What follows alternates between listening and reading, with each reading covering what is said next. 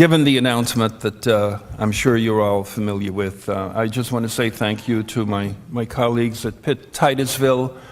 We've worked very hard during the last 5 years holding the campus together and making sure that we provide the best possible service to our students and to the community as well. So I just want to thank you. We still have a lot of work to do. We'll have a big agenda during the next academic year, so we'll have a number of opportunities to talk about that and about other things. But I just want to take a moment to thank you and also members of the community for supporting Pitt Titusville in the way that you have.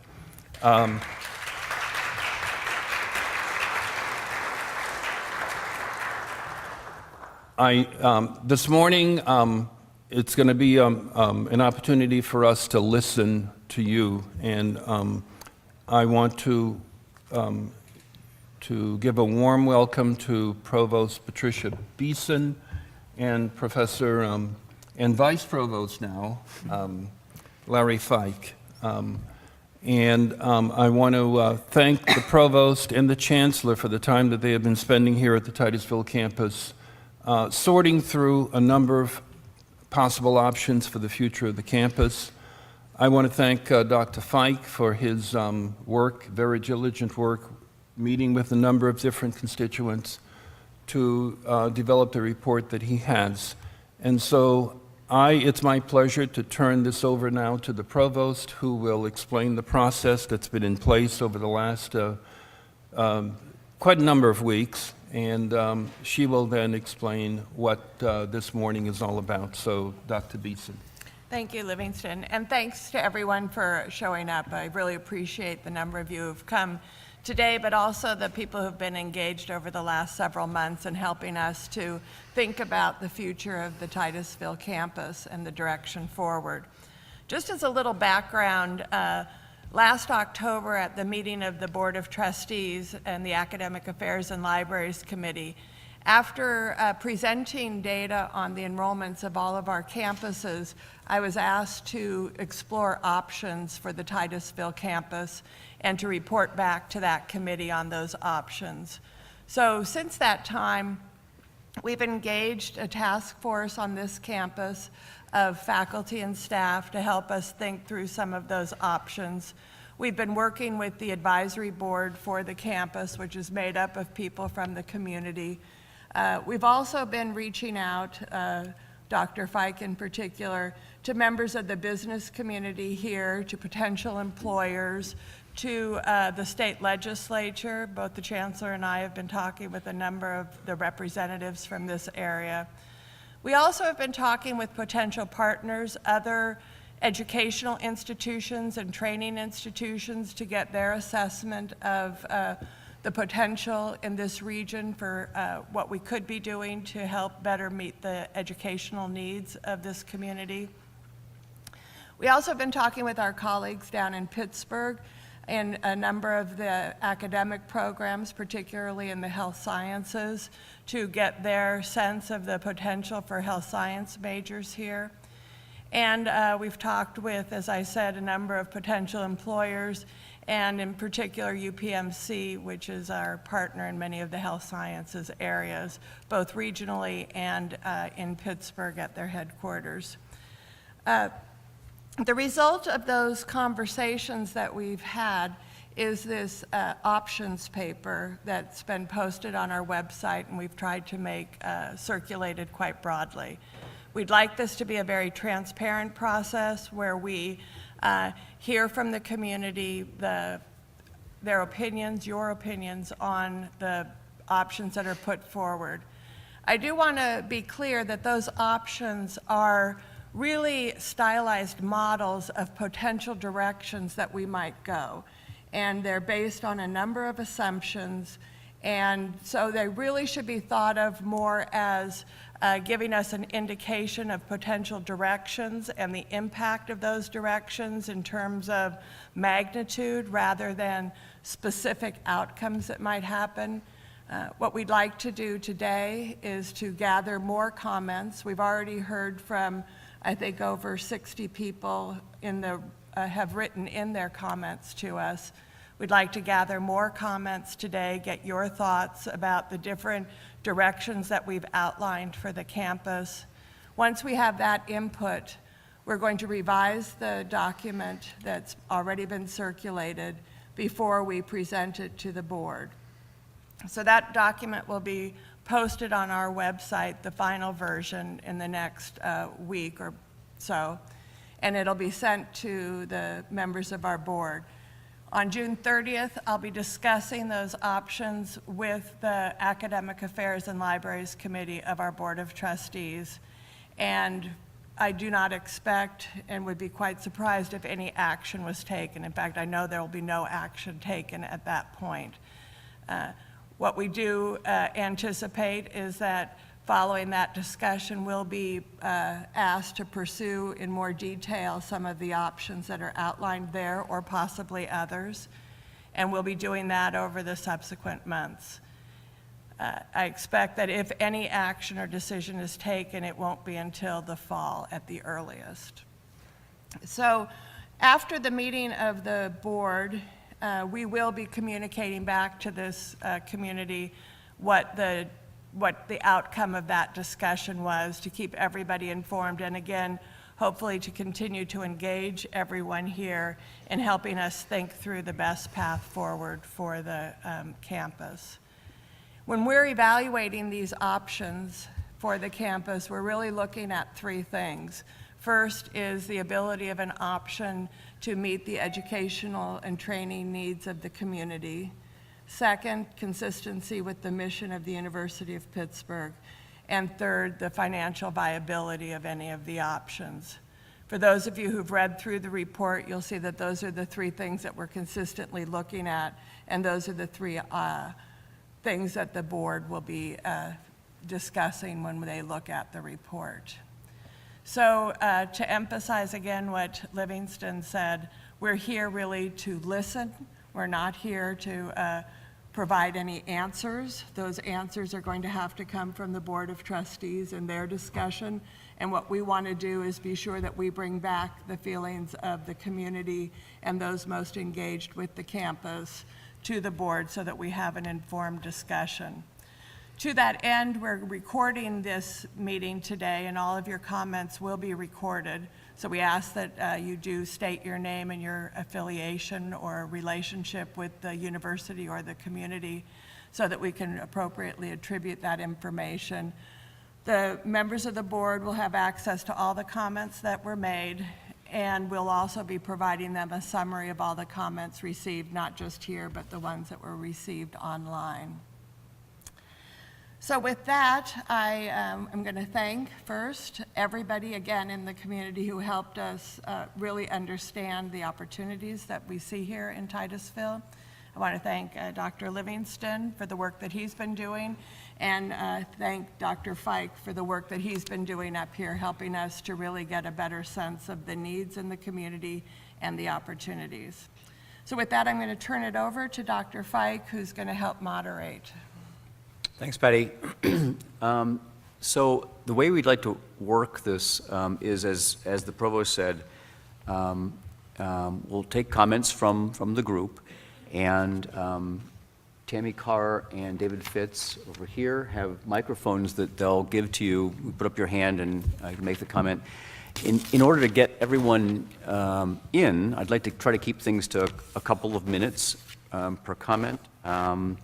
And we are recording everything, so please do give a name and affiliation if you're a member of the faculty or staff here, or a member of the community or advisory board, that kind of thing, so we know and contribute it. We will produce, as an appendix to the document, a list of all the comments that were made in both this setting and online. I also gave to Tammy a set of the emails that were sent by the provost to members of the community, and that email includes the URL for the survey. You can also get to it through the Pitt Titusville website or through the provost's office website at Pittsburgh. You can find it fairly easily, but the URL is in this document, so there are extra copies of that. If there's more that you'd like to add later, or you didn't have a chance to say what you wanted to say, or thought of something when you were leaving the parking lot or something like that, which is what I always do. I always think I should have said this, but didn't think of it until 2 minutes too late. But please do make the comments. With that, I'll ask for individuals who'd like to start.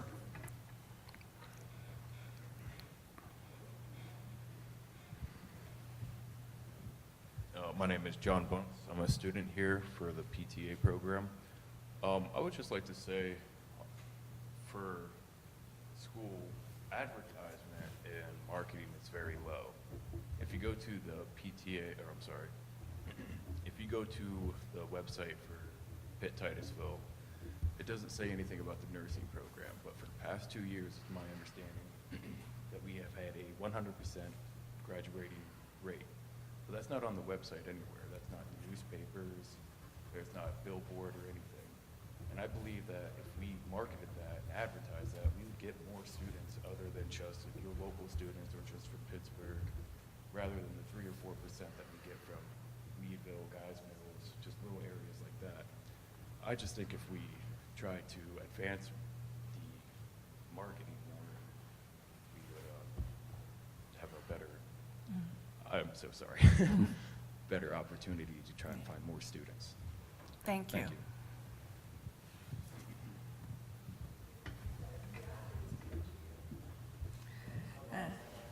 The comment was that he noted that we do not do as much advertising of the nursing and the PTA programs on the website as we could, noting the 100% passage rate on the nursing practice exam, and that this should be advertised more broadly so that we could recruit more students to the campus. Is that accurate?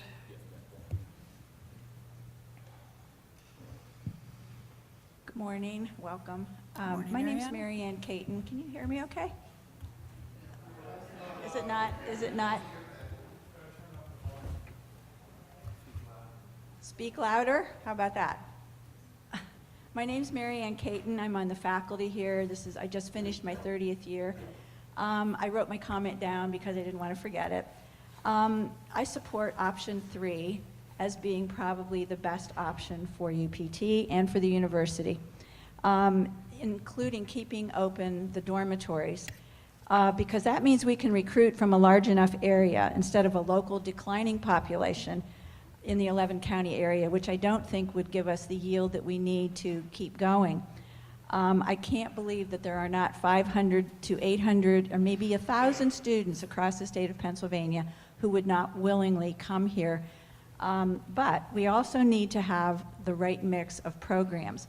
And so that is the second key to keeping the campus viable. We need programs that appeal to students, that matches Pitt's brand, and we need investment in facilities and the residence halls in order to make that happen.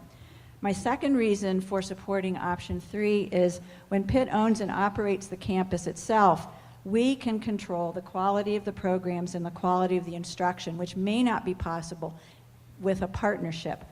Number 3, we can do option 3 right now. It doesn't take any partnerships or further communication with other entities.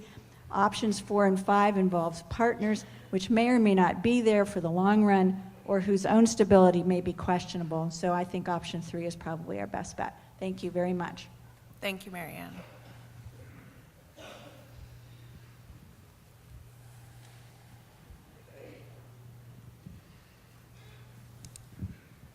I'm Kemp Scales. I'm a member of the community.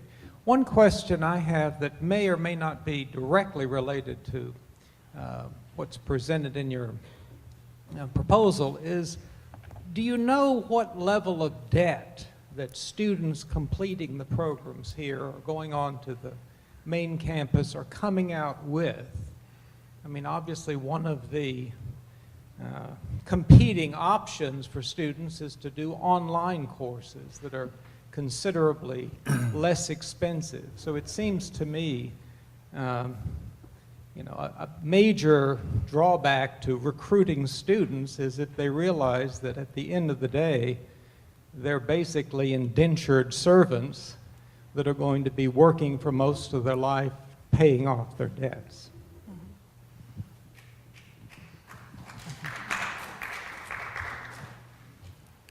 So I think the comment was that we should be looking at lower cost ways of providing the educational programs. Is that accurate?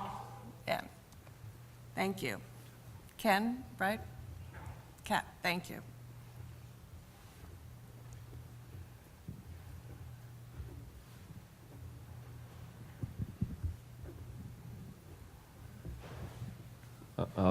I'm a small business owner within the community, and we employ about 20 people here. And from our perspective, or my perspective, part of that business is in manufacturing. And it would be nice to see if somehow within your business model you could develop a relationship to both tech or technical training skills that could be taught in this town and be used in this town. There's, to me, a large gap between your basic education and being able to apply that education to an actual use. And I would like to see, you know, like I said, if there's some way you could incorporate within your model through a partnership or through just developing that here, you know, in conjunction with our school district or what. At the present, we bus kids to an area probably a half an hour away that are interested in able to, you know, do both technical training. And I'm talking about carpentry, mechanics, electrical, you know, all these different trades that I think are very necessary and would be very useful within this community. So that basically it. If you could just develop some kind of a partnership on that level would be nice. Thank you for that comment. And I didn't catch your name. I'm sorry? I didn't catch your name. Oh, I'm sorry. My name is Ken Umanic. Okay. Yes. Okay, thank you, Ken. Yes, thank you.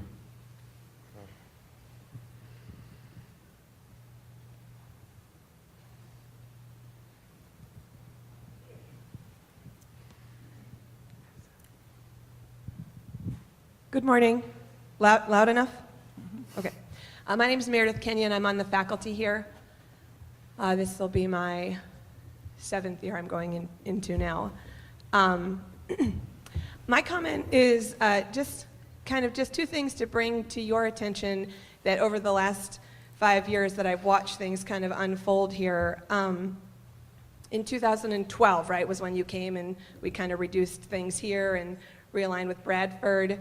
And I do think a lot of good things have come from that. But I think it was also in the same year that Pitt had announced that they'd raised over $2 billion for their capital campaign, which is wonderful for the university. And I'm extremely proud to be a part of that system. And when I'm on the Oakland campus, I'm always so happy that I get to be a part of the University of Pittsburgh and the great work that they do. But I guess what my comment is, in the last 5 years, what I've watched happen is what looks like a slow bleed. We haven't been able to fund positions that are absolutely essential. A director of admissions, for example. So it's tough to read the report that is very critical of our enrollment, knowing that we haven't had the director of admissions or been able to fill that position. I sat on a committee and spent, 3 to 6 months. I don't know if Stephanie's here. She could give us maybe a better sense of how long we met, to hire somebody to work in student activities coordinator, and in the end we were told, actually, we're not going to fill that position. So in my argumentative writing classes, I always ask my students to write a policy proposal of what they would change at Pitt Titusville. And what they would change here is they really want decent living accommodations, decent food, and activities. They're really happy with their academic experience. I can speak for most of my colleagues. We really push them. And a lot of them go on and do great things. Some of my students right now are sending me letters. They just graduated as doctors of pharmacy from LECOM a week ago. And they're saying, Ms. Kenyon, I couldn't have done that without you. Thank you. And we all have stories like that. So I don't want to waste time telling our success stories. But we really do academically push our students. So I guess my whole comment is I would like to see, before we really look at any option of closing the campus, actually funding the positions that we need to build the campus. We need people to organize activities. We need people to be the director of admissions. My colleague Jeff and I and Phil, we work together in English. In the last 2 years, we've been writing grants to create programming on top of our full teaching load. We need people, and we need funding, and we need investment in that. And so I just want my comment to be, we work for a robust, wonderful, powerful university. I'd like to see some investment in what's possible here. So thank you.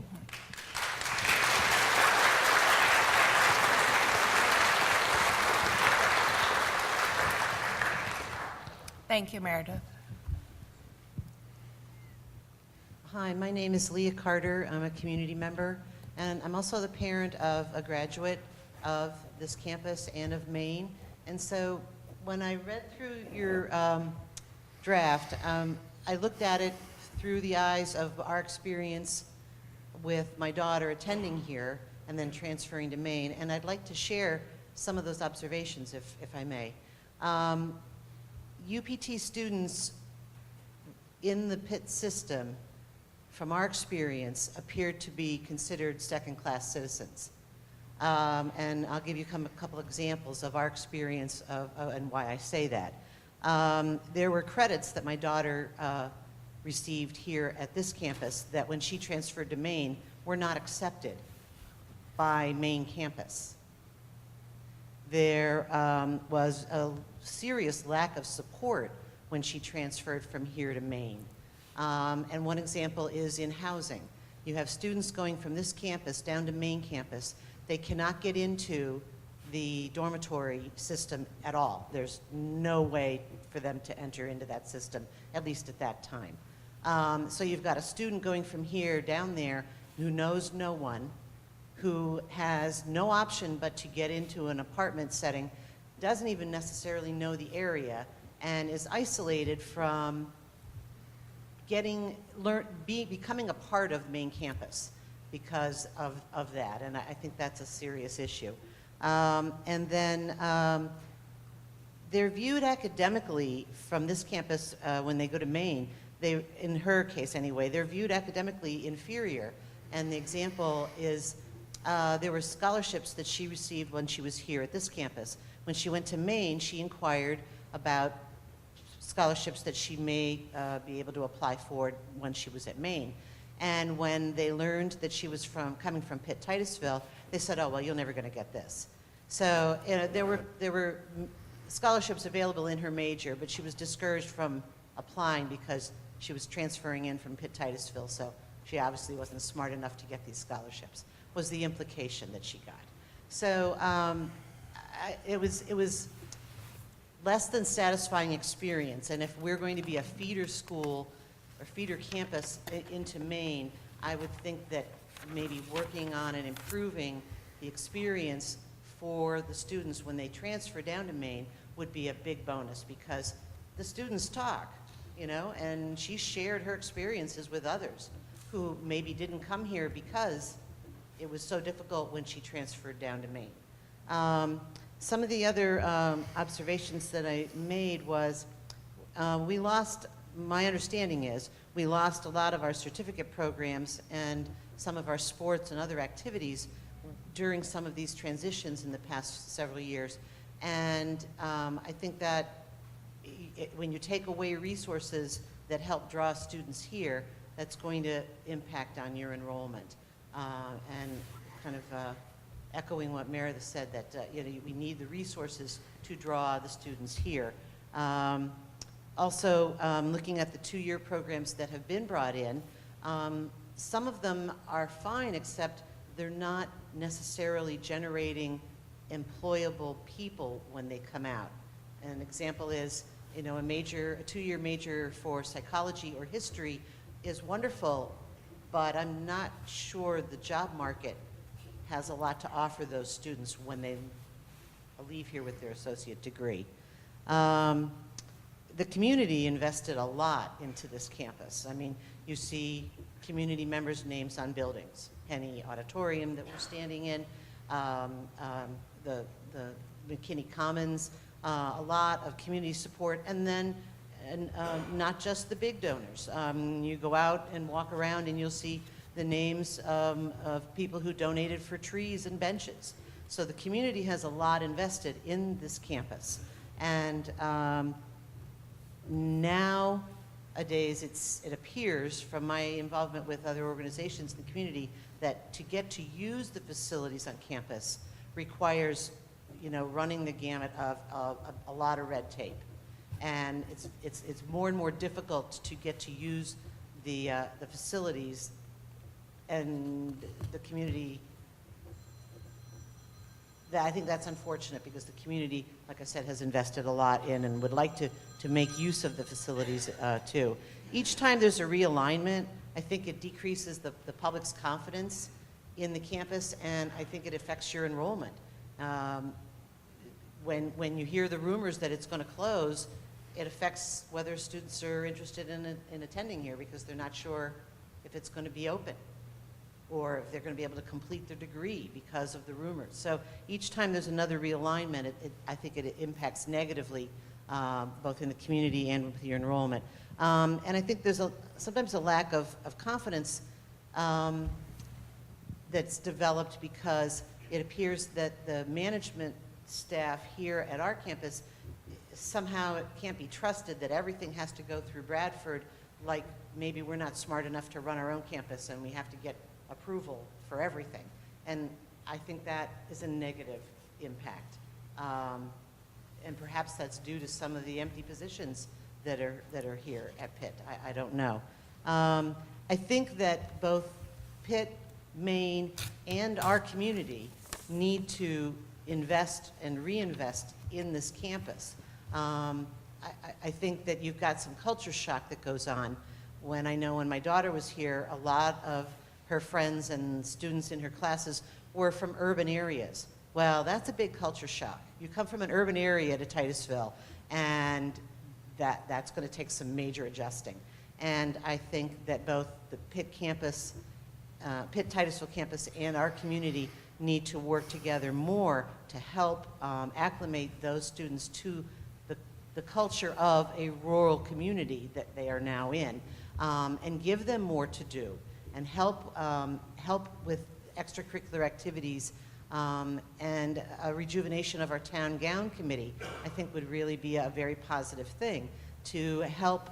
And I think our community needs to step up and help the Pitt campus to develop things that will help attract and help you retain students here at this campus, because they may be coming from an urban setting, but I think they'll adjust and enjoy our area if we make more of an effort to welcome them in that way. So I'm sorry that my comments are so long, but thank you very much. Yeah.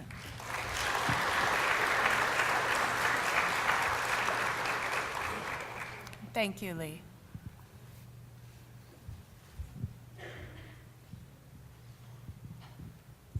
Hi, I'm Dr. Laura Terwilliger, and I'm speaking in two different ways. I started at the University of Pittsburgh in Titusville 17 years ago, and I was one of those kids that I didn't really know if I wanted to go to college. I didn't really know how to study, and this university taught me how to do that. I graduated at the top of my class in all three areas, bachelor's, master's, and PhD, and I wouldn't be able to do that if I wasn't in such a tighter knit university where you're not a number, you're a name here, and I think that makes a difference.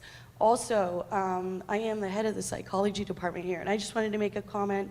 I actually have been doing quite a bit of work over the past 3 years to where Erie Homes for Children has 2 facilities in town here, and they have facilities in Erie, PA, and my students, we work directly with them. My students are able to get jobs through there.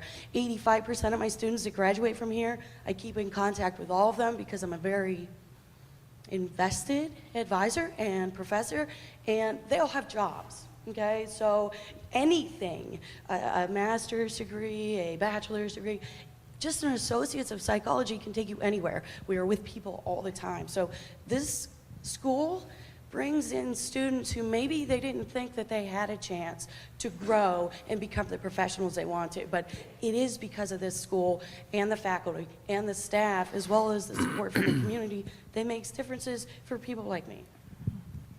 Thank you.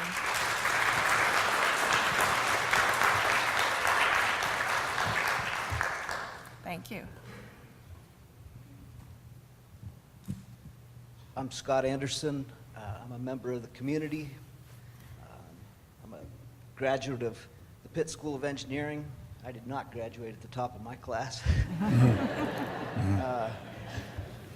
But Pitt at Titusville was a real blessing to me personally.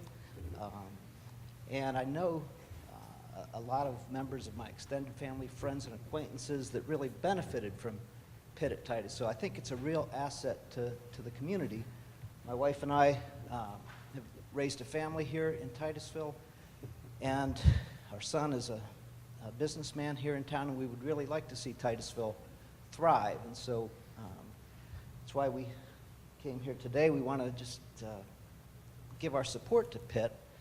One thing that I'm not sure that I fully understand, I saw an article, and this goes back about a year, but there's a new rural regional college initiative underway. And it seemed a little strange to me given the numbers that I saw in the report, 11% decline in K through 12 enrollment, another 7.5% reduction projected by 2022. So I'm wondering about this rural regional college. It seems like Pitt at Titusville is that. And if there's any way maybe to either join that effort or I'm not sure what outcome there might be, but it seems like there's some interest in and some support for the concept of doing what Pitt actually already does. Thank you.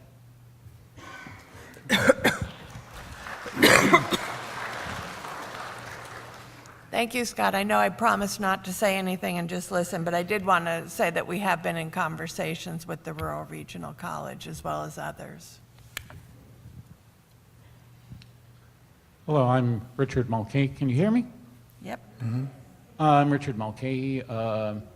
I'm a faculty member here, and I'd like to comment, for example, Mrs. Carter's daughter was a former student of mine, and Dr. Terwilliger, I'm one of her former professors. I guess you comment about the fact that when a former student of yours graduates and then becomes a colleague, that means you're old. And I'm feeling old these days. But I would like to raise one issue that Mrs. Carter brought up, and that is the issue of credit acceptance. Back in Chancellor Posbar's time, there was the idea that we are one university.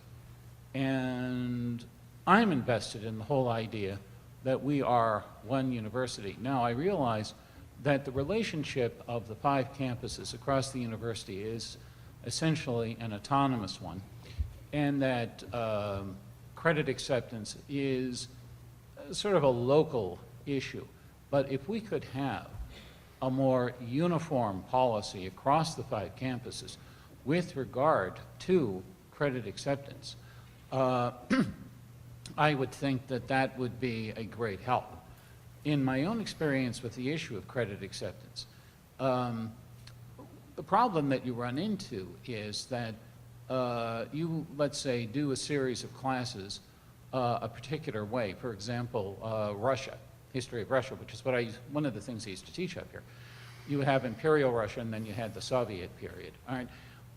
There's one of the other campuses, for example, does a somewhat different periodizing and has thereby a different number and says, well, we cover this differently, and so we're not going to accept those credits. And I think maybe if they were to be a university-wide policy saying, look, it covers the subject matter, the credits ought to be accepted.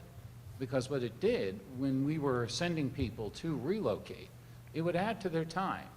And I don't think that's fair, I don't think that's right. And so if you were to zero in on something that I think that could help us and maybe help the university in general, it would be that. Thank you.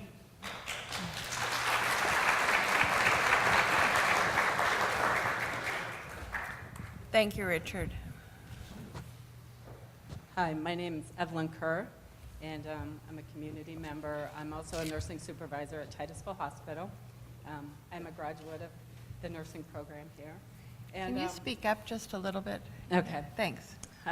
One thing that I have heard, talking with other nurses and new graduates, one of the reasons they didn't come here was the admission process is late into the nursing, or it used to be anyway, and so they had commented that they had been accepted in other state schools locally, and you know, they were afraid they would not get in, and so they accepted that program because of the late admissions. And the other thing, and I think it's been in there, are the hybrid programs. You know, hospitals are requiring nurses more and more to have their bachelor's, and so a hybrid program, you know, would be a real benefit. Thank you, Evelyn.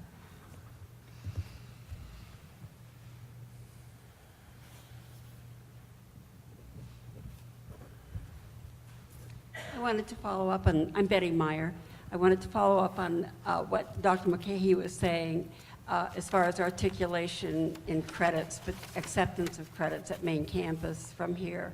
A student had 2 terms of French, and when she arrived at main campus had to fight to have those credits accepted and transferred.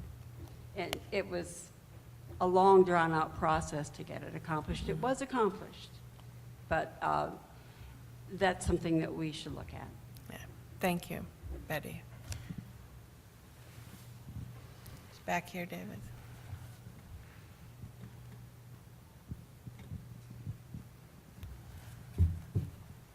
I'm Jeff Dory from English faculty here, and just a couple of suggestions. First is that perhaps we could have better integration of online education. I'm currently teaching a 6-week course, and I've had 3 students from main campus contact me about halfway through the course saying, boy, I wish I would have found out about this sooner. I would have taken your class. And so I think we could get a lot of help through better integrating that. Also, I've been here about 2 years. It's my 3rd university, and I wanted to say that I've never seen people do more with less, that most of us are on 1-year contracts. Most of us are stretched filling multiple positions, and I've never seen people rally around students as much. It's been inspiring, and I'd just like to and those contracts often cause those contracts often cause stresses on faculty. For instance, I currently live in Indiana, PA, and my wife would like to relocate to the area, but she had to turn down a job because of threats to the campus and 1-year contracts. And so I'm now split between 2 locations, which really limits what I can do on this campus. I love my colleagues, I love the campus, I love the students. I would love to fully dedicate myself here, but it's sometimes challenging. I think that's it. Thanks.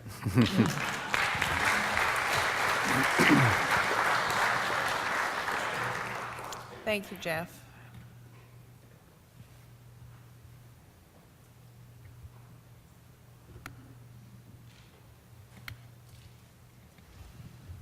Hi, my name is Summer Disway, and I am a staff member. I'm going on 4 years here, and I understand what Jeff means by how he wants to dedicate himself to his family.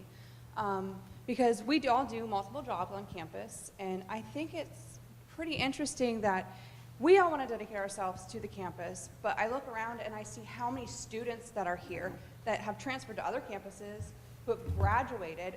Can all the students stand up that are here, that graduated, that are past, that are still here? Come on, I see you.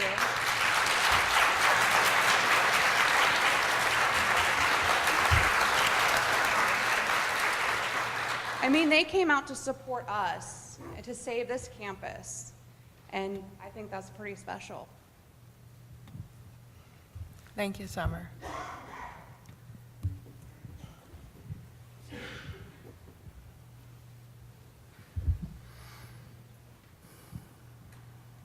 Hello, I'm Jennifer Paluski. I am a Titusville High School math teacher for going on 23 years now, and also a part-time math professor here, off and on, for about 5 years. First of all, I want to say what an incredible, welcoming campus. This place is amazing, the staff and the faculty, how everyone works together so well, and it's just incredible. A lot of people could learn from that, I think. A couple of things. I support the option 3, the community needs, and I wrote a few things down here. Right now I teach college and the high school through the University of Pittsburgh at Bradford, and I didn't know if having that program move to Titusville would increase any financial security for Titusville as one of those options. And the other thing is we used to have funding for dual enrollment between the high school students and the Pitt campus here in Titusville. And I'm wondering if we could get that back to get some of the seniors to be able to take college courses right here on campus during the school day. The other thing is kind of leading on Laura's comments. First of all, Laura, I'm very proud of you personally. Congratulations on all your accomplishments. She was one of my former students. But I believe that not all our kids are ready to leave the nest, so to speak, right out of college, and this is a great place to go, a great option, so that they have their home support, they get used to the college pressures, and they can still keep possibly a part-time job that they might have at McDonald's, whatever they already took on as a high school senior. So maybe an option would be to do like a career interest survey for our seniors to see what programs are they interested in to pull more of them into our campus. The other thing is, as a teacher, we are required as a high school teacher to get 180 Act 80 continuing ed credits, and within, I think it's 7 years now. If there's a way that we could get programs to bring not only teachers from Titusville, but teachers from other districts into the campus to bring in some revenue that way as well. I think that's everything. Thank you.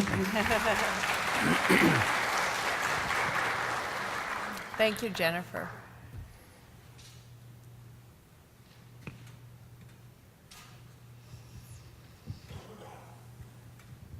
Good morning. I'm Terry Wigg, and I'm the director of the United Way of the Titusville region. And as many of you are aware, one of our most important impact areas is the education section in United Way and what we do in our community. So this campus is, of course, very important to us, along with all the educational opportunities we have here. What I'd like to say today is this is an opportunity for the University of Pittsburgh to be innovative, to come, look closely at what the career aspirations of students are, what the needs are, and it might not be that traditional 4-year college track like, we as parents all wanted our children to obtain. Children who are getting the 2-year, I should say adults now, the 2-year technical degrees, whether it's computer sciences or in industry, really have very high job placement rates later. And I really think that this is an opportunity for the community and for the university. And I hope that they will look at that very closely. Thank you very much, Terry.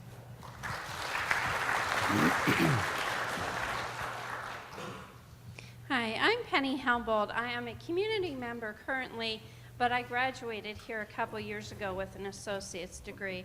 And I want to give you an opinion that hasn't been kind of talked about yet today, that of the non-traditional students. The students that are older that come back for a career change or for whatever purpose. I was here when they were slowly taking away the 4-year programs. And as a non-traditional student with a family of 4 and other things in the community, I couldn't take off and go to Bradford to finish my degree. I couldn't go anywhere else, even transfer to another campus, because I had so much here in Titusville that I had to do.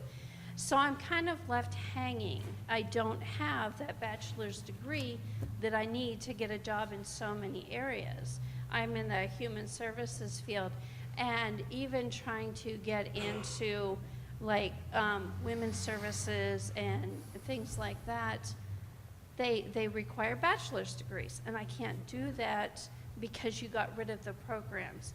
And I know I'm only one of many people in the area that would love to have the 4-year programs back so that we could finish our degree and get a better job. Now, I know there are some that can get jobs with 2-year degrees, and that's great, but to do what I want to do, I can't do that with a 2-year degree. So, and on another topic, while I was a student here, we were a family. It was awesome to be able to go to any professor, any faculty, staff, whoever, and talk about whatever was going on in life, whatever was going on in the college career or whatever. This college is the one that helped me come to terms with the abuse that I endured about 20 years ago, and helped me to get through that and to become a better person and able to speak up and help others. I couldn't be that person. I couldn't do that if it wasn't for this campus. And I'm so thankful that I had the opportunity to be a part of this campus, and I hate the thoughts of it shutting down. Now, on another note, because of the lack of credit transfers, I really hesitate encouraging students to apply here. Because what is the point of wasting 2 years of time here when you can't finish your degree or when you're going to have to retake classes because the credits didn't transfer? So yeah, that is a big thing, but again, I wouldn't give up the time that I had here. I just wish I had more time. Thank you, Penny.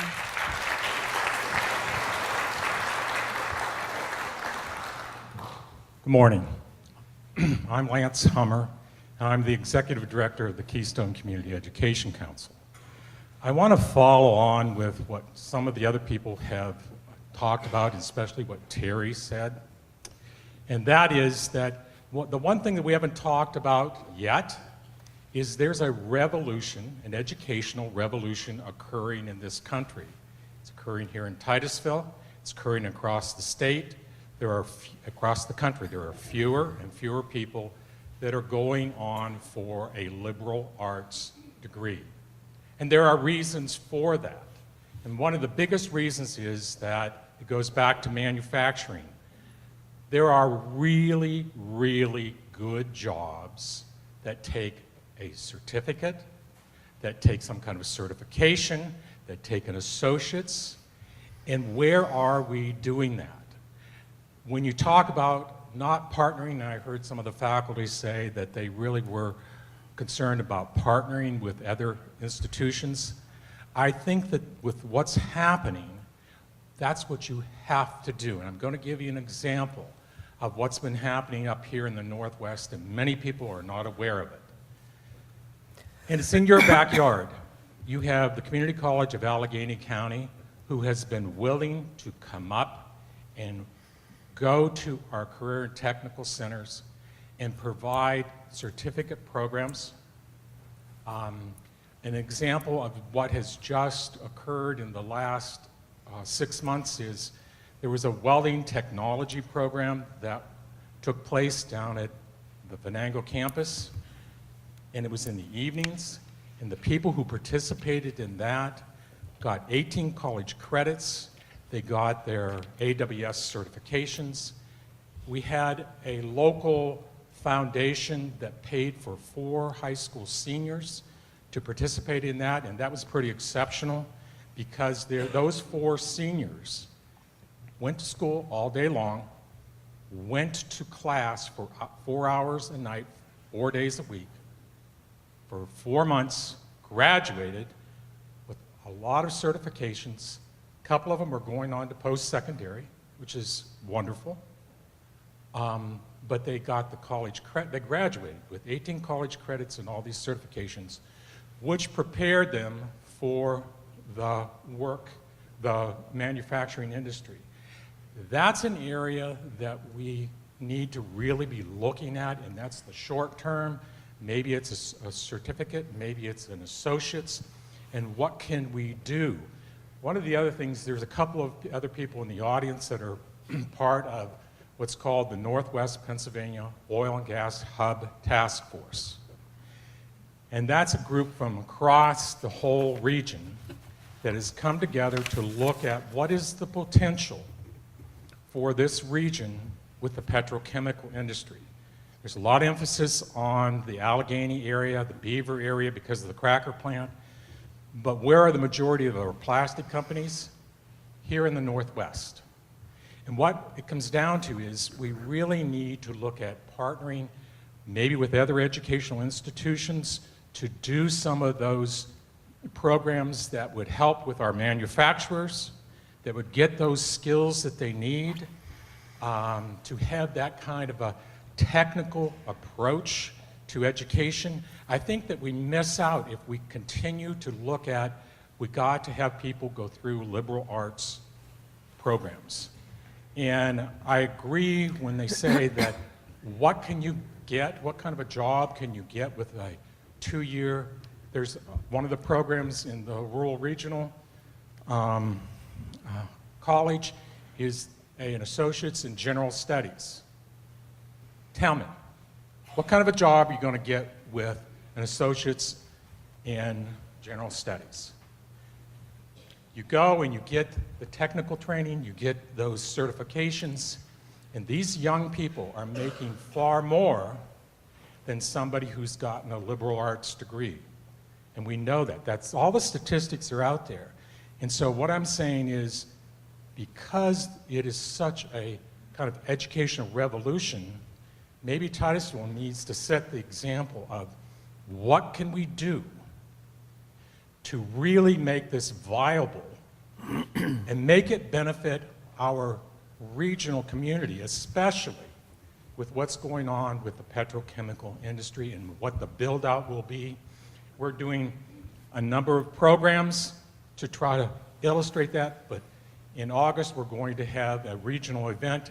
Education is part of that. We want education to be aware of what types of careers are coming, are building out. And so for me it is, you have to look at it from that regional perspective and what can we do to benefit the companies, the businesses, the industry, the people in our region.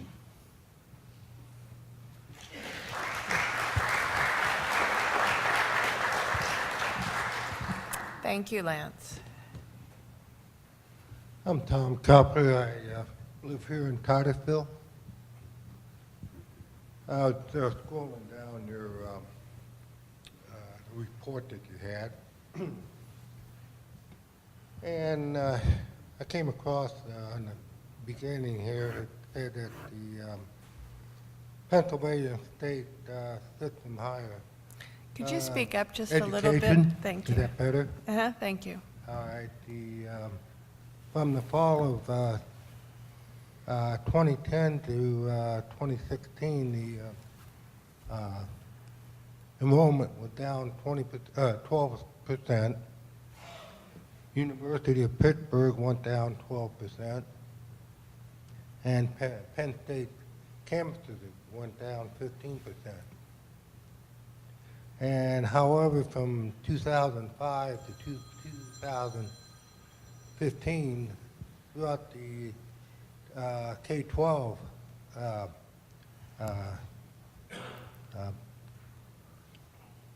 system, the decline had been 11%, which I thought is pretty close figures there.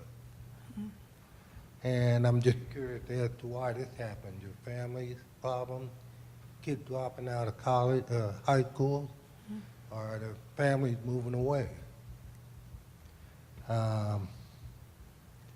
And for the enrollment here in 2009, it had dropped 40% by 2016.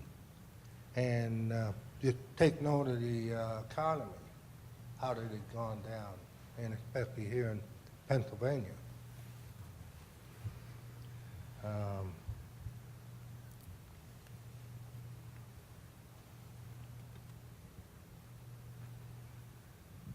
Also stated that through the fiscal year had not closed, it is based on current enrollment and expenditures.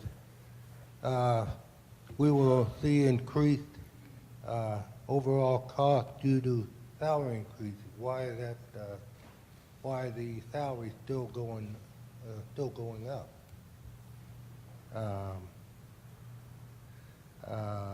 Faculty and teachers, why can't there be lesser courses and more direct courses going to the degree that the kids are going to?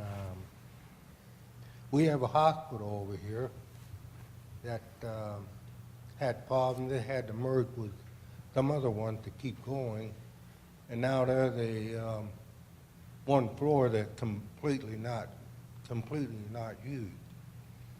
We have a nurse program here. Why can't there be a medical intern for doctors started here and using the top floor there, changing that over, renovated, to have classes there? And again, number of times people mention about a Voltech school here. Titusville High School just right down the block, and there's courses there that they can work with kids just coming right out of high school. They can come right on up here and keep on carrying on their education. And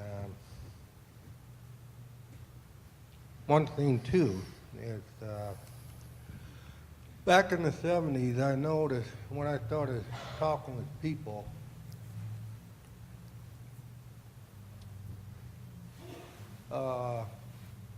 while I was talking with them, a phrase started coming up that you couldn't go through one sentence without hearing the phrase once or more than you know. Every time you went through a sentence, it's either you know once or more than that. And it just got to the thinking that they couldn't express themselves. They didn't know how to talk. And just what are the kids being taught these days? How do they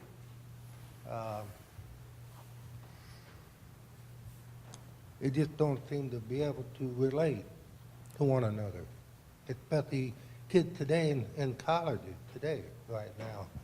And you just go around with your cell phones and you're sitting there. Nobody's talking.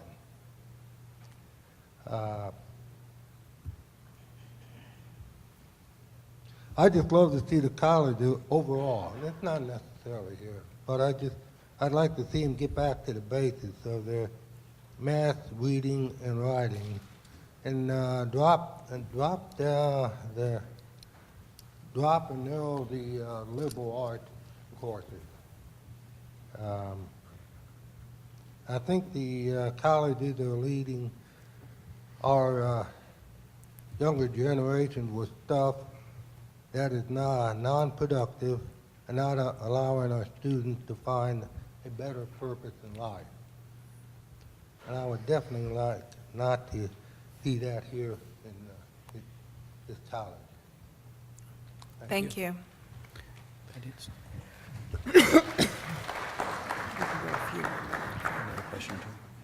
Good morning. My name's Brenda Burnett. I'm the Vice President of Titusville Area Hospital for Patient Services. And first of all, I thank the campus for allowing the public to come out and speak with you. Education is so important in the future of not only this city, but of our country. And I think one area that you need to focus on or look at is healthcare. There are so many positions in healthcare that need filled currently across this nation that this school could have the opportunity of opening those up for those students. They can be two-year programs. I have received excellent RNs out of the program from this school. I cannot say enough high things about them. They have done a wonderful job educating them, passing their boards, and doing great patient care. But in healthcare, if you look at the statistics, in the next 10 to 15 years, there is going to be another nursing crisis. 30% of the nurses in this country will be retired. There is not enough students to replace them at this moment. So that needs to be looked at. You have your lab med techs, you have your imaging departments, and those all have positions that are open right now for students that the education is not provided for. There's not enough programs out there to fill the positions. So I really think this campus has an opportunity to open up some of those programs, and I know our facility would be more than willing to have students come and do some of their time with us. I know we open up to the high schools in the surrounding areas right now to come and student shadow with us, and we have a lot of students that will come and spend 2 or 3 days with us and are interested in programs, but then they have to ask where can they go to obtain these skills. And Pitt right now does not have those classes. So that is one area I would encourage you to look at, because the future of our community and the future of this country depends on how we educate the younger generation. Thank you. Thank you. We're coming to the end, and we have time for a few more questions. Comments. My name is Jessica Hilburn. I just wanted to say something in a couple different capacities. First, I'm representing Benson Memorial Library, and I want to say how important Pitt is for us. We have a lot of Pitt kids that come and use the library, and we really like expanding our reach and creating sort of a synergy between us and the Pitt campus, so we really appreciate that. On sort of like a personal note, I've been a community member my whole life. I graduated from Titusville High School, and I just wanted to say something about not ragging too hard on the liberal arts, because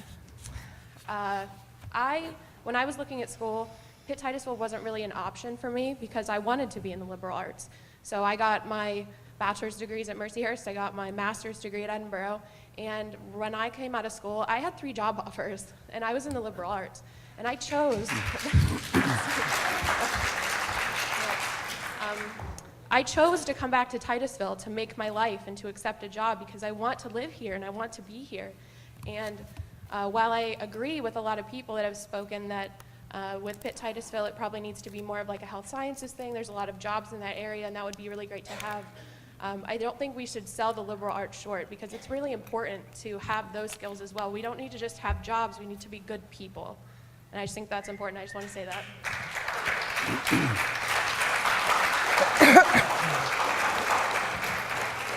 Thank you, Jessica.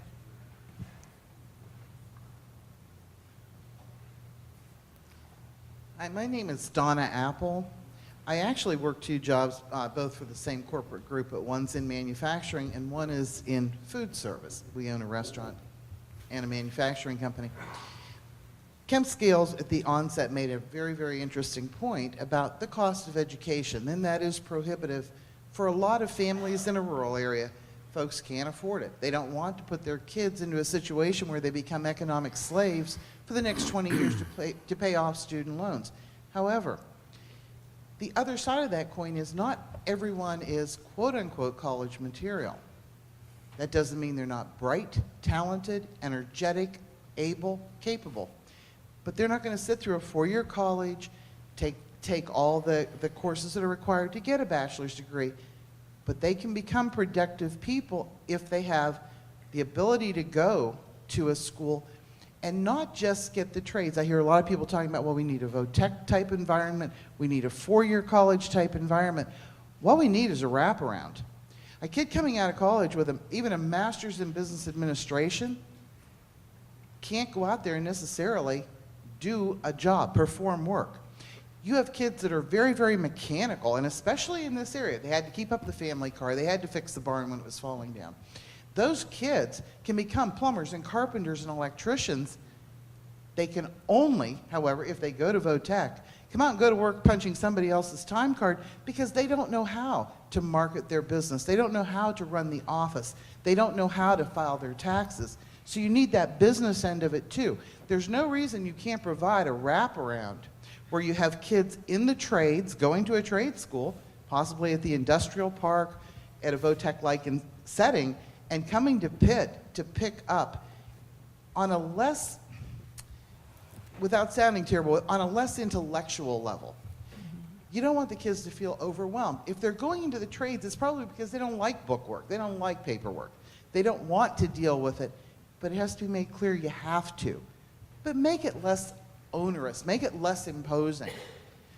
If we continue the way we are, with everyone either having to have a 4-year degree or on the other side of it, you know, okay, you can go to work doing a job that doesn't require a degree, but you're never going to be able to move out of the housing projects, we're never going to have an equitable system. We also, as a society, I think, look down on kids who don't go to the 4-year colleges. And it was pointed out that if you start at Pitt Titusville, it's somehow it's a secondary thing. You're not good enough. That needs to stop. Anyone who wants to achieve, who wants to make something better of their life, should be looked at and said, that's great. So these things have to change, but I do think a wraparound program is very, very crucial. And one final thing, I've heard it talked about that a lot of kids from urban areas who are minorities are uncomfortable in Titusville. They say it's, you know, the town looks at them differently. I don't feel that Titusville is a prejudiced town. But it'd be no different than a bunch of folks from Titusville walking down the street and 3 Rolls Royces drive through. You're going to look at them. Titusville has always been a town with a limited minority.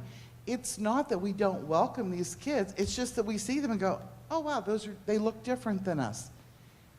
If we could have the school do an introduction and say, look, when this happens, they're not looking down on you, they're not hating you. You just don't look like them and they're not used to it. Try this. Go up and say, hi, my name's John. I'm a new student here at Pitt. I like your town.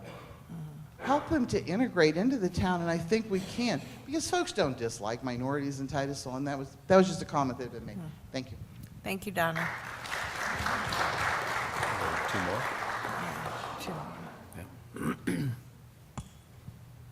Hi, my name's Barb Farrows, and I'm a part-time faculty here at Pitt since 2003. And also I have had a day job as an executive director of a social service agency.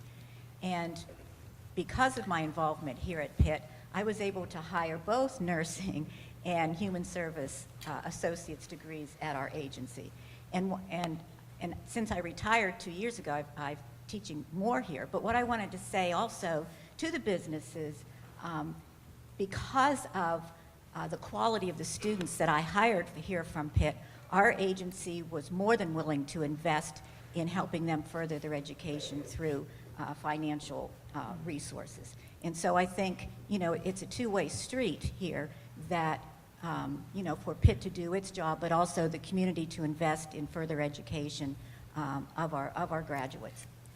With that said, I have read through all of the options and pondered them significantly, and I know, you know, the balance of fiscal responsibility and keeping quality services. But listening to the comments here, I think one thing you seriously need to rethink in all of this is if you want to have quality programs here, you need to keep full-time faculty. Reducing to part-time facility is not going to keep the investment and the availability of faculty to the students when they need them. Thanks, Barb.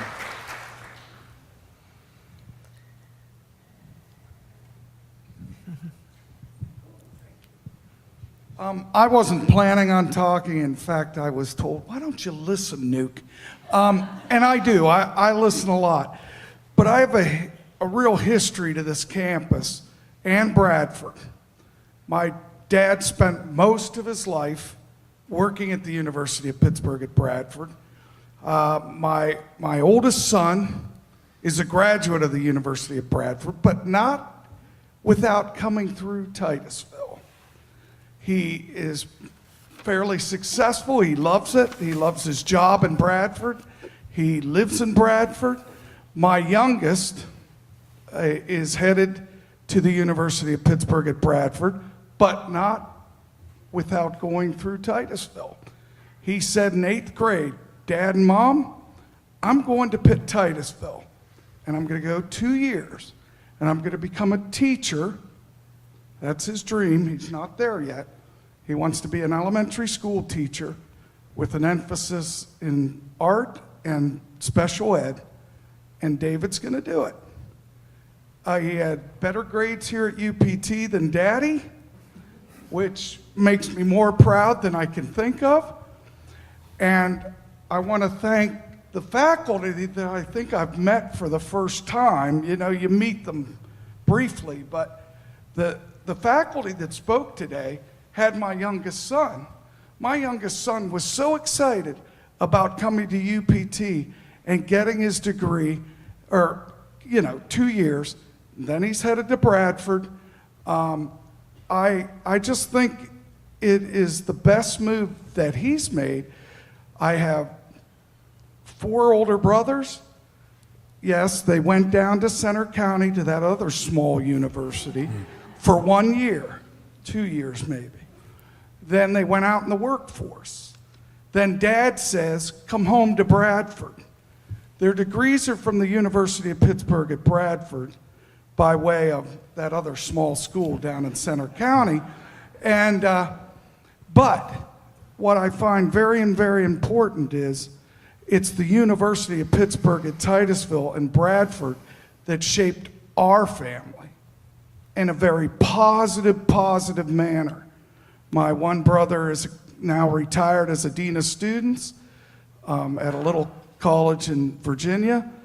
And my one brother is in Butler at Armco. He deals with mediation and all that stuff. He worked here in town for a long time at the steel mill as well. There are success stories all through this crowd, but it started right here at UPT. It might have ended at Bradford or some other universities, but this campus, look at it. Look at the beauty. Look at how nice it is. I challenge you to go to any other transferring unit. Our system is good. Pitt Bradford has a beautiful campus, Johnstown, UPT, Greensburg. But I challenge you to go to other branch campuses around and see them, because this campus is beautiful due to the people in the front row there that donated their home and built up the student union. I mean, there is so much good history here, and to see it needs to stay in some form. Okay, I still believe in liberal arts. I'm one of those guys that graduated in that communications degree. What do you do with a communications degree?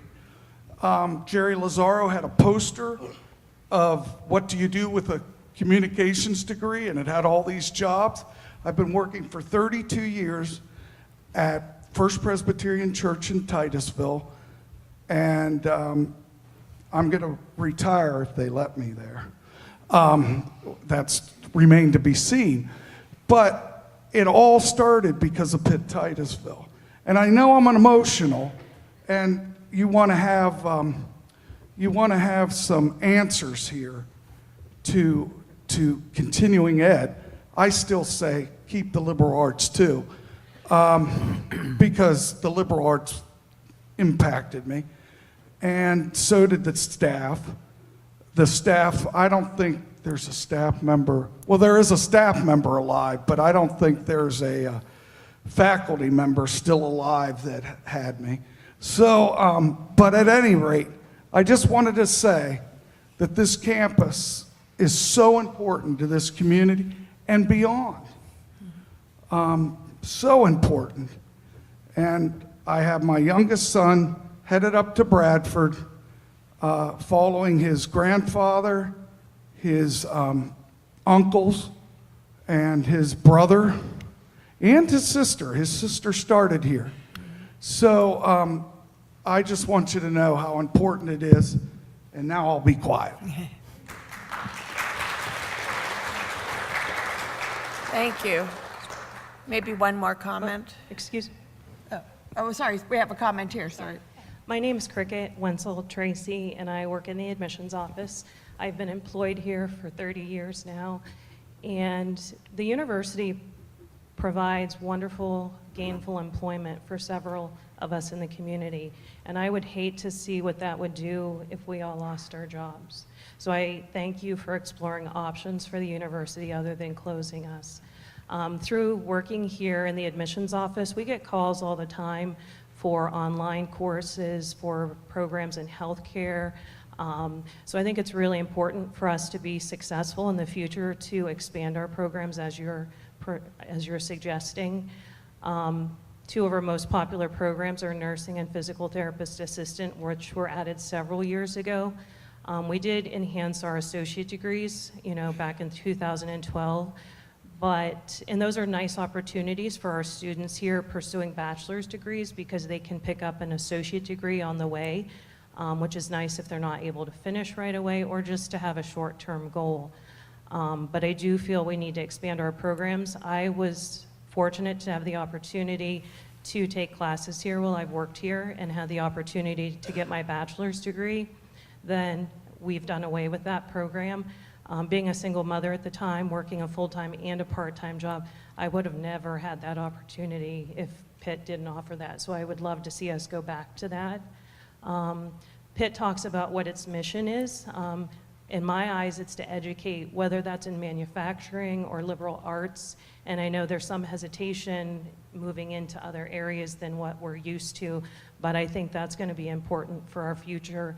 And the city, the redevelopment authority, has done a phenomenal job bringing industry back to Titusville after SciTem closed. And if we could support those industries and train their individuals, I think that would go a long way for the university showing support within our community. Just a couple other comments. Option 4 was us partnering with a community college and having them provide the first year of education at a reduced rate. The second year was Pitt providing the education with no financial aid, and the cost being $15,000. Being in admissions, I find that would be difficult to get students to do that. We have a hard time with students getting financial aid, being able to pay $4,000, let alone $15,000. We lose students all the time because they're getting more financial aid from other schools. So if we recruit them and don't offer them anything, I don't see why they would choose us in that option. We talk about the mission of the the mission of the university. It was mentioned in the report that the possibility of the residence hall becoming an over 60 living facility. I just think that doesn't go with what Pitt's mission is, and I have a hard time picturing what that would be like, having that located right in the block where the university is located. My last comment, I think it's a disservice to our students to close the residence halls because those resident students bring diversity to our campus and to our community. If those students aren't living on campus and there's limited housing within the community, we lose a lot. There's more to learning than just learning in the classroom. They learn a lot from each other and learn from other people from other places. And I just think that's a disservice to the campus and to students in general. Thank you. Thank you.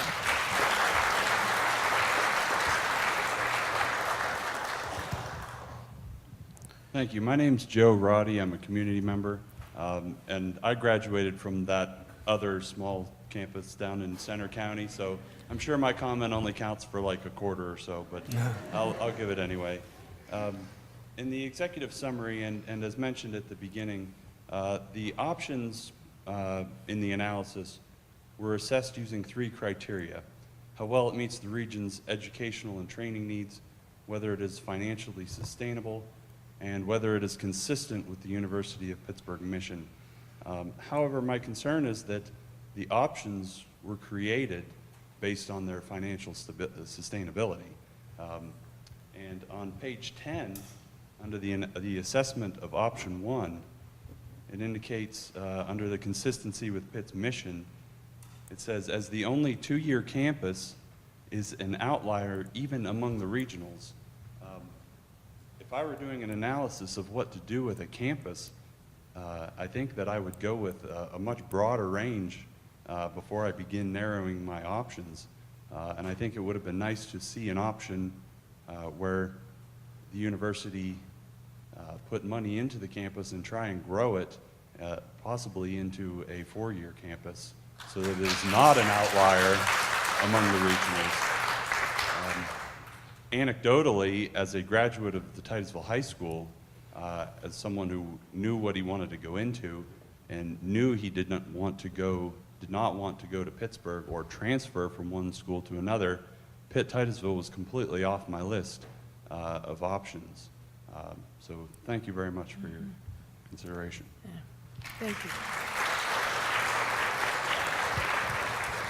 Thank you, Tom. You send it. Hello, my name is Matthew Baker. I don't know if I need the mic or not. I do? Okay. I was the president of student government this past year at Pitt Titusville. I graduated with a business and a liberal arts degree, summa cum laude. And I have seen faculty that have been deprived of real commitment from the University of Pittsburgh give 140% every day. So as far as standing up for the University of Pittsburgh at Titusville campus, I am 140% behind them. With regards to the University of Pittsburgh, I do feel there is a morass of bureaucracy when it comes to transferring your credits.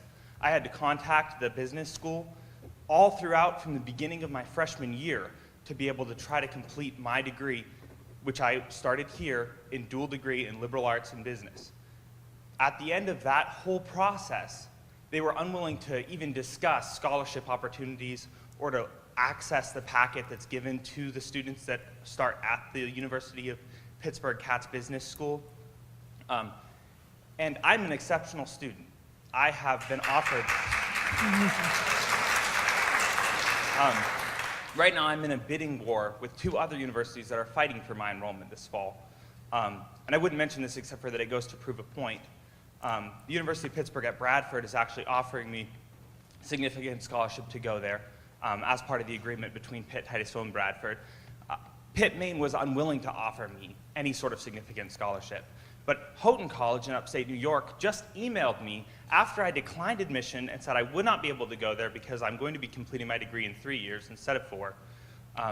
They emailed me and they said, we want to move our offer from $14,000 to $22,000 because I attended this school and because of the opportunity that my professors gave me here. I come from a rural area. I was working at Pizza Hut as a delivery guy before I started going to school here. This campus is important, especially in a rural area where students there isn't some sort of academia mentality in the city of Titusville. We aren't all about academics. There's a lot of mechanic-minded people. There's a lot of industrial-minded people. There's a lot of people that want to work in healthcare and maybe need some education for some specialist position that they could fill. But as my business professor, Leah Carter, taught me, sitting right over here, oftentimes with what seems, we do SWOT analysis, which is strengths, weaknesses, opportunities, and threats. And oftentimes things that seem like threats or things that seem like weaknesses can also be strengths or can be opportunities. One of the things that seems like a weakness of Pitt Titusville is the small size. And in speaking with Pitt, Maine, the arrogant attitude I encountered was largely because of our small size and our seeming insignificance to them. But we offer a completely different education here than what's offered at Pitt, Maine, and there's no way that they could compete with some of the advantages of a small campus.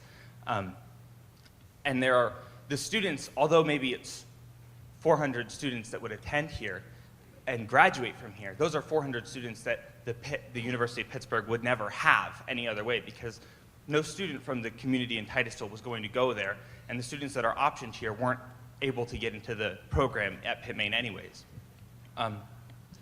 Anyways, sorry, I'm getting onto a sidetrack. But with weaknesses, what seems like a weakness of our small size is actually a strength, that it makes our community very strong and very helpful and supportive of the students.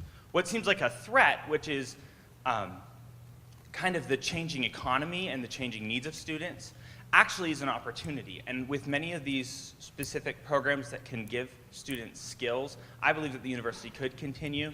I'm an advocate of continuing with programs that would equip students with both technical skills for jobs, but also education in the liberal arts, because the liberal arts are important, and we have to be able to maintain education as a culture. It's just really important that we not throw away the liberal arts altogether. But I think I'm an advocate of the plans that would include specified skills training, or training in using maybe medical equipment, the type of programs that we could offer. I'm also interested in a greater investment from the University of Pittsburgh into the University of Pittsburgh at Titusville, because I believe the University of Pittsburgh at Titusville has invested heavily into the Pitt system.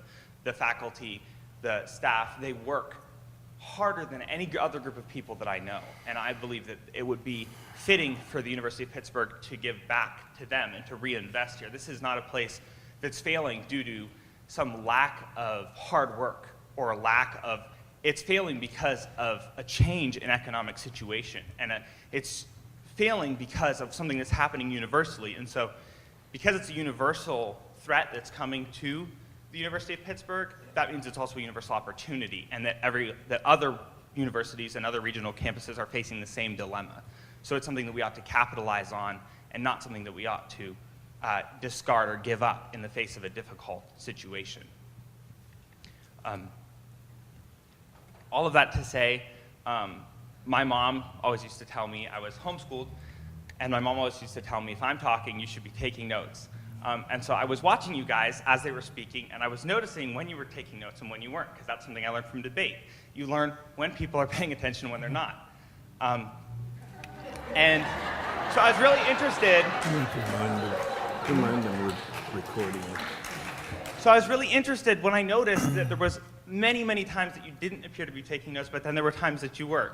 And I wasn't able to, I was trying to figure out what were the moments, what was the parts, and I couldn't figure it out. But anyways, I would appreciate if you gave second thoughts before closing this university, that you would consider definitely a reinvestment in this university, because I believe that it's something that's been overlooked, possibly even because of cultural differences and administrative issues, that there's a deeper way that we could look into reinvesting into Pitt Titusville. Thank you. Thank you, Matthew. It's 10:30 now.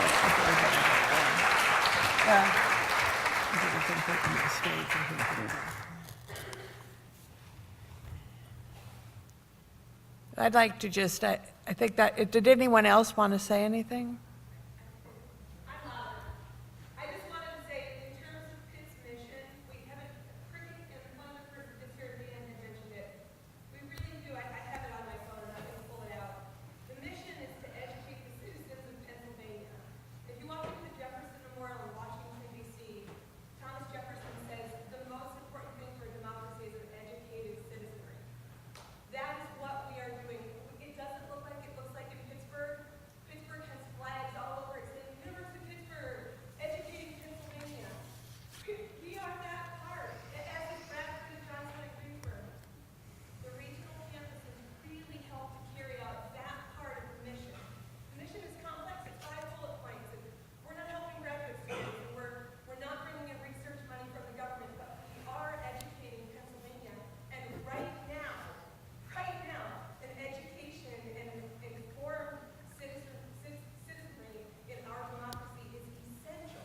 So we are certainly active in the mission of the university. I know that's one of the bullet points, and we are very active in it.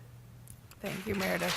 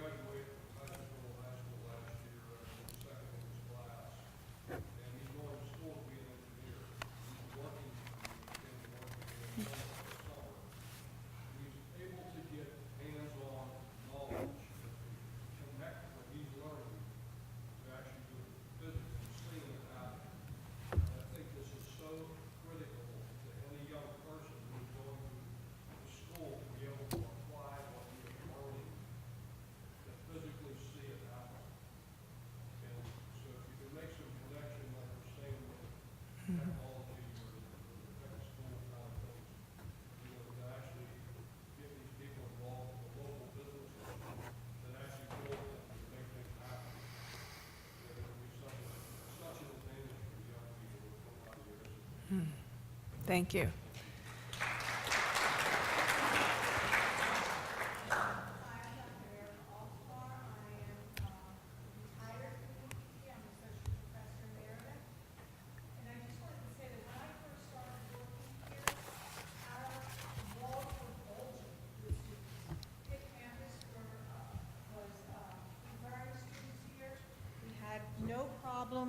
I had no problem when I was working here transferring any of my students over to Pitt campus and having credits.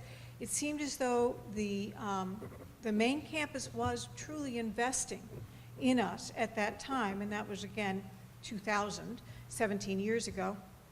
And since then, I've seen it really slip and go down. I think part of the problem is that we really can't keep the campus alive with just the local people, because there's too much other competition with that other college in the other county and so forth.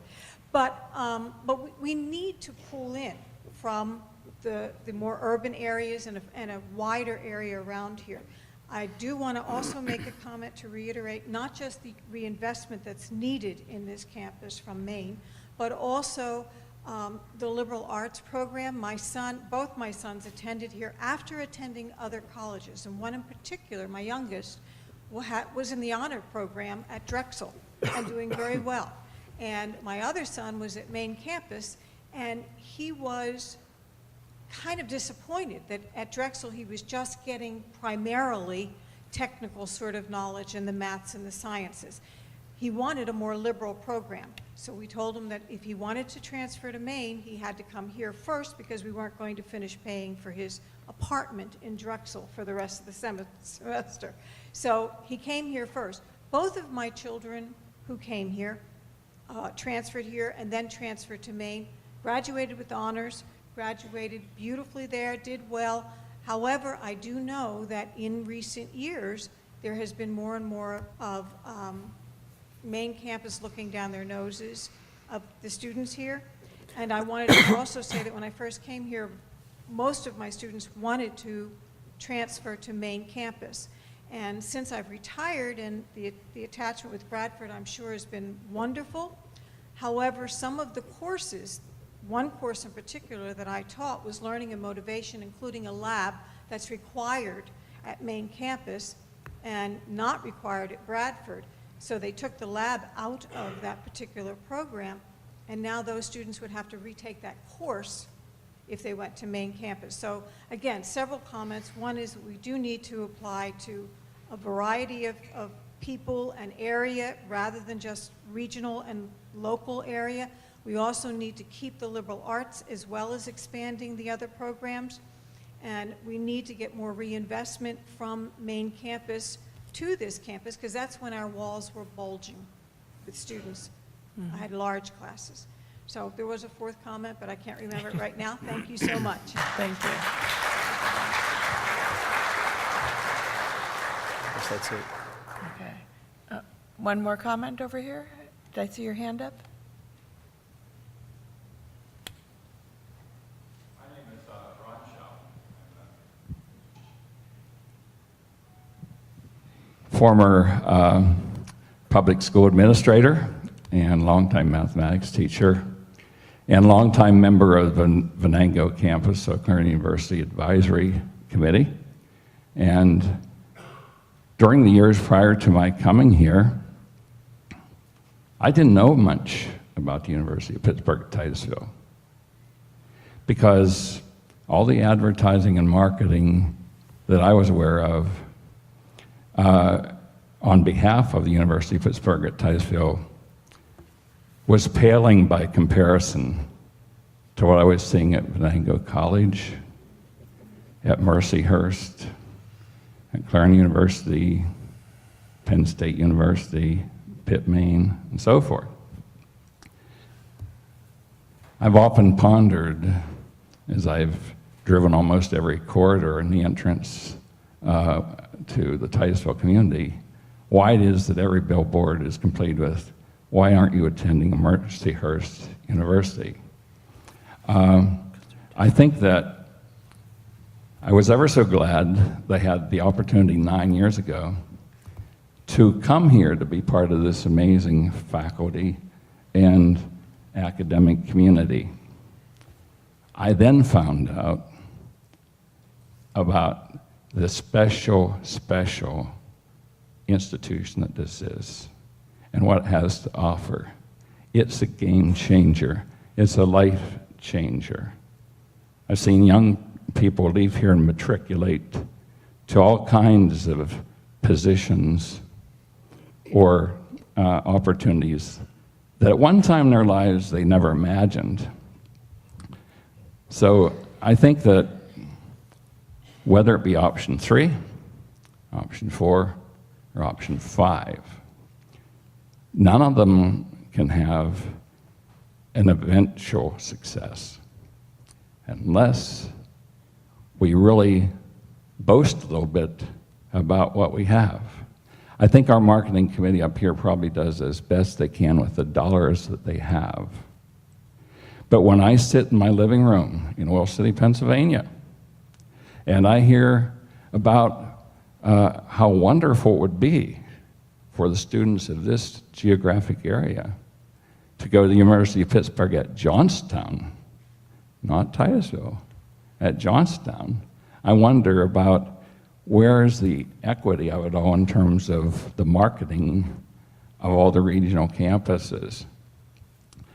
As a former director of a chamber of commerce, a rather sizable one for many years, I was well aware that even those with the best of business plans and those who had maybe the most potential success didn't always realize that, because people really didn't know about what they had the potential to offer. So up here at this university, after I hear in a given year that we've had 100% pass rate on a state licensure exam, I wonder, why isn't that broadcasted to this whole geographic region? Why aren't all the other successes that we realize here at the university market a lot more? I know one reason: because marketing is very expensive. Dr. Alexander knows and has shared with us his knowledge about what some of the other university systems in the area have expended in terms of marketing. I doubt, though, however, so many of them would have kept it up for so many consecutive years if that effort wasn't paying dividends. And the marketing has to be smart marketing. If marketing dollars are available, I think we all realize that those can be wasted dollars if we're not marketing to the right audience. And so, without elaborating a lot further, I just feel that I have observed over so many years what so many students can accomplish here with the programs that we not only have, but could potentially have. Like in health services, we sometimes say, well, we'll shy away from that because it's offered right down here at Venango College.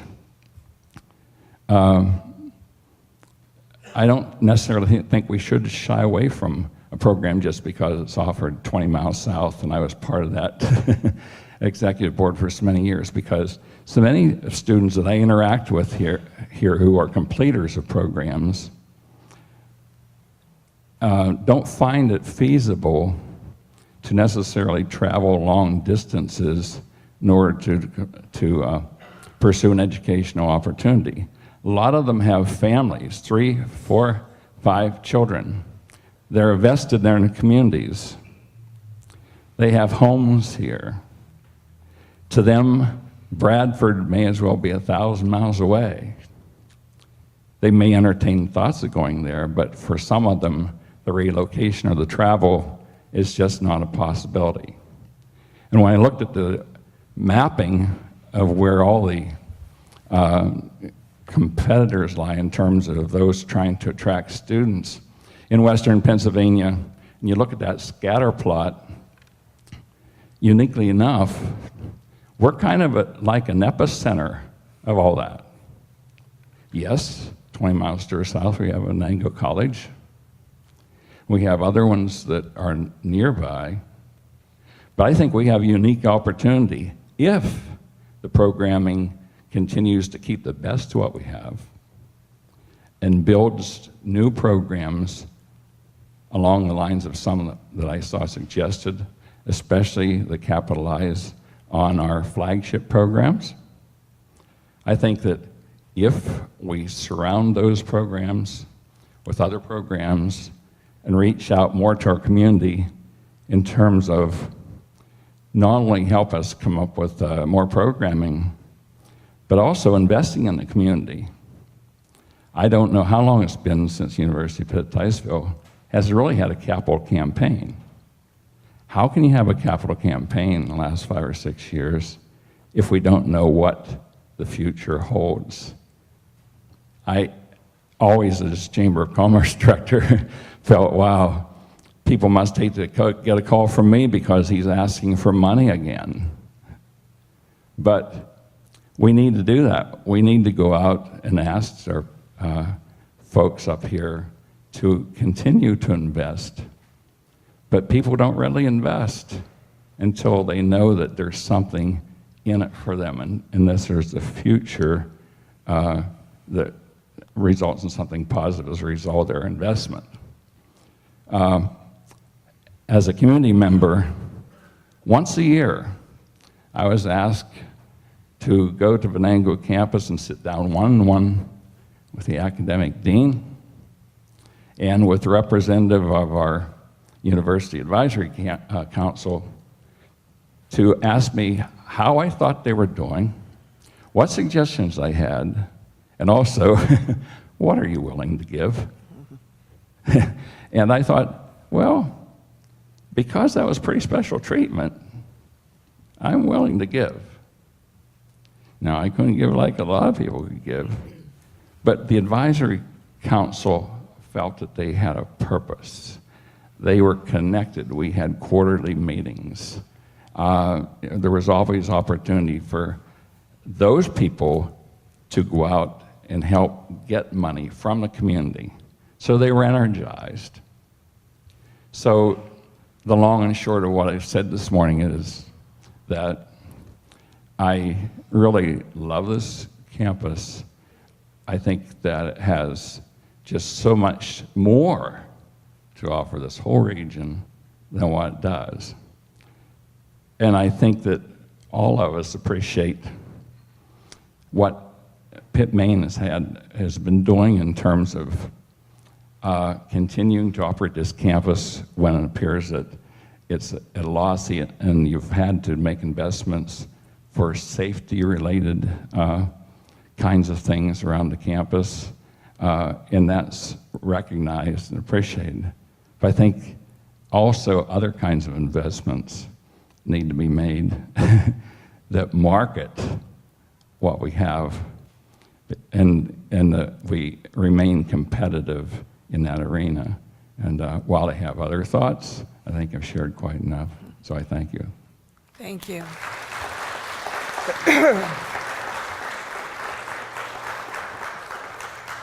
Let me just thank everyone. This has really been a wonderful outpouring of support for the campus and really got a sense of the community here and the value that the campus brings to the community. Also, extremely thoughtful comments, things that we're going to be considering as we're redrafting and finishing the final report.